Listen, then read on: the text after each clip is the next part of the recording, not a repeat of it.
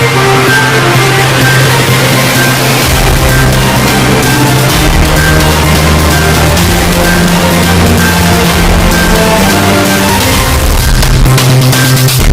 मैं वृषभ Gharde mission Maharashtra news में आपका स्वागत है।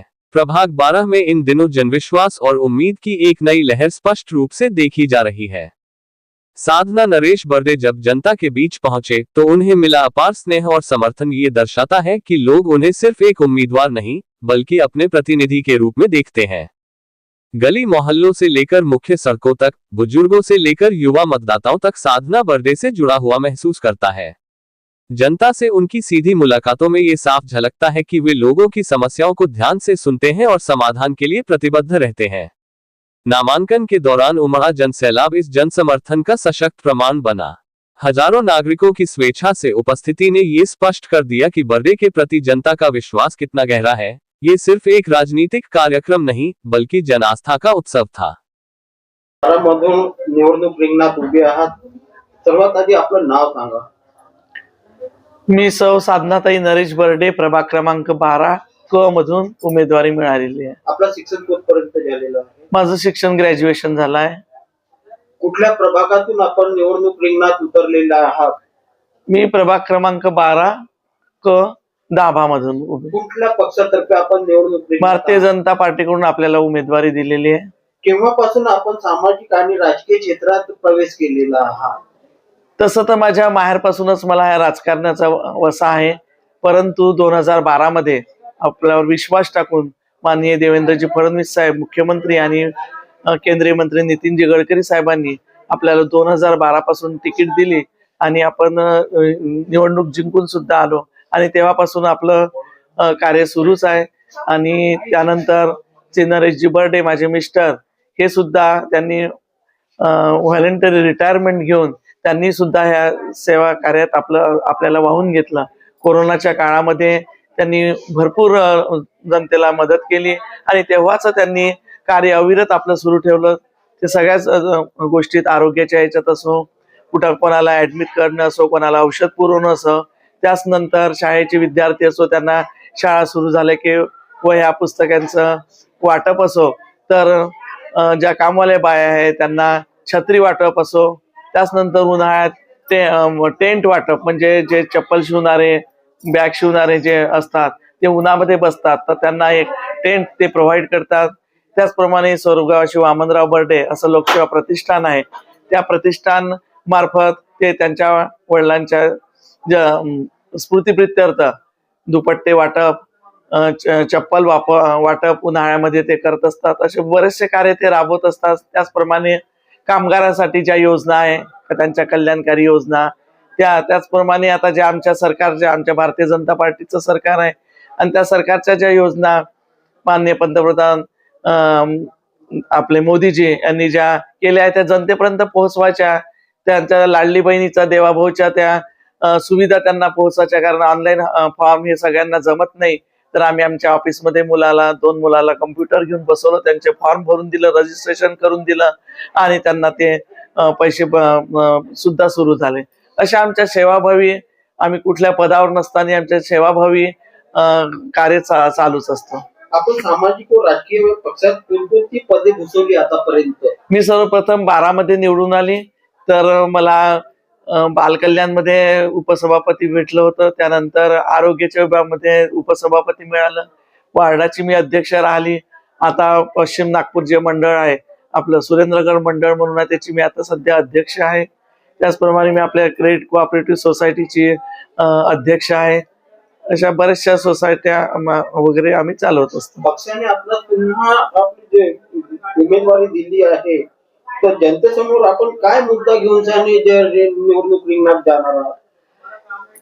आपल्याला भारतीय जनता पार्टीने संधी दिली तर आपल्याला त्या संधीचं सोनं करायचं आहे।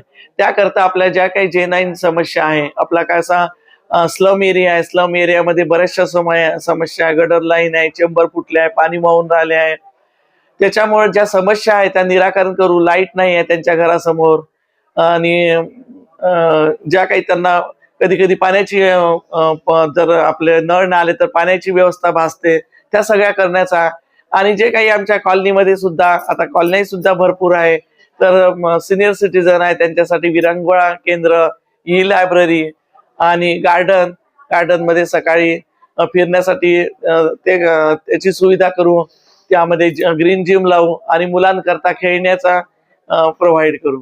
आपण यापूर्वी नगरसेवक होते, तर त्या नगरसेवक पदावर असताना कोणकोणती विकासाची कामे केली आहेत?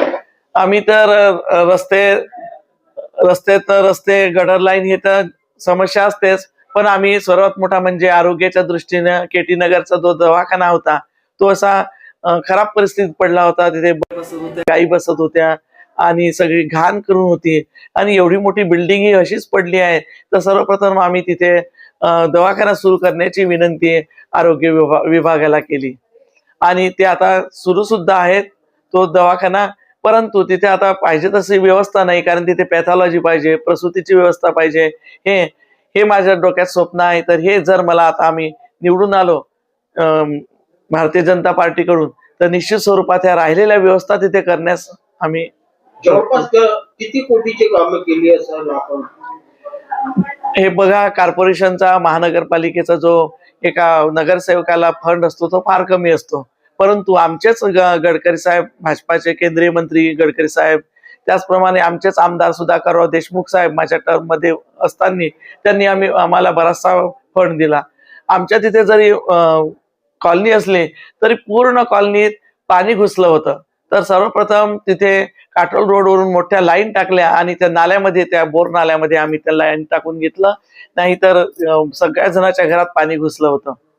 त्यानंतर आम्ही गार्डन असो, एक म्हाडाचा पूल आहे, तो पूल असा पूर्ण धसकून गेला होता आणि पाण्याची लाईन, गडरची लाईन सगळी एकत्र झाली होती. तर तो पूल 70 लाखाचा आम्ही फंड मागून तो पूल उंच उचलून तिथून पाण्याचे लाईन वरती करून ते म्हणजे जे गडरचं पाणी वगैरे मिक्स होत होतं ती समस्या दूर केली. जनतेने जर आपल्याला पुन्हा आशीर्वाद दिला और आपण निवडून आल्या तर जनतेची सर्वात आधी कोणती कामे करणार आहात? जनतेने आपल्यावर विश्वास टाकला आणि निवडून दिलं तर आम्ही 24/7 काम करण्यास आताही तत्पर आहे आणि त्यांचे कामं करू. गडर लाईन असो, रस्ते असो, वीज असो, हे तर चालूच असते, परंतु त्याच्यानंतर आपण लायब्ररी, त्यांच्या मुलांसाठी लायब्ररी, विद्यार्थ्यांसाठी. त्यानंतर आपलं तिथे स्मशान घाट आहे, एक शिवाजी चौक मध्ये आहे आणि एक दाभ्याला आहे. दाभ्याची जी जागा आहे ती डिस्प्यूट असल्यामुळे आम्ही तिथे काम करू शकत नाही आहे. जिथे ते विसावा पाहिजे असते, ते शववाहनीसाठी जे असते ते आम्ही करू शकत नाही आहे. तर तो डिस्प्यूटचा मॅटर आहे, तो आम्ही सॉल्व्ह करण्याचा चारी नगरसेवक प्रयत्न करू. त्यानंतर तिथे सौंदर्यीकरण करू आणि लोकांना जे काही तिथे प्रेतांसोबत येतात त्यांना थांबायला असं उन्हाळ्याचे दिवस असते, उन्हात वगैरे उभं राहावं लागते, तर त्यांच्याकरता आम्ही सुविधा करू. आज जी पदयात्रा काढली आहे, जिकडे तिकडे शासनाताई बर्डेचं नाव घेतलं जात आहे, नेमकं काय कारण असेल की शासनाताई बर्डेचं नाव आज जनतेच्या तोंडावर आहे? अशी कोणती कामे आपण केली होती हे बघा, 2000 काम आहे, नाव आहे? हो, हे बघा, 2012 मध्ये इथे काहीच सुविधा नव्हत्या. अशा परिस्थितीत हा धाबा प्रभाग होता की आपण इथे चालू शकत नव्हतो, दिवे नव्हते, गाडी निघत नव्हती, कुठल्या रस्त्याने टाकावं आणि इतके सारे इथे लेआउट होते, तर कुठल्या रस्त्याने आपण गाडी टाकावं हे कळत नव्हतं. परंतु आमच्या सरकार आल्यामुळे आम्ही काय आमदार खासदाराचा इथे फंड आणला आणि सर्वप्रथम इथे रस्ते केले, लाईट केले. आमच्या गडकरी साहेबांना पाण्याची टाकी, तर आज इथे पाण्याच्या 3 टाक्या झालेल्या आहेत. त्यामुळे नाहीतर त्या 5-5 मिनिटांनी टँकरसाठी फोन यायचा, तर त्या टँकर म्हणजे आम्ही तिथे पाण्याच्या टाकीची व्यवस्था केली. गडकरी साहेब उद्घाटनाला आले होते. या सगळ्या समस्याचं निराकरण केलं, चेहरामेहरा दाब्याचा बदलवून टाकला, म्हणून आपलं नाव आज चालून राहिलं आणि पक्षानं सुद्धा आपल्याला 3ऱ्यांदा उमेदवारी दिली. मतदारांना आपण काय आव्हान करणार येणाऱ्या 15 तारखेकरिता?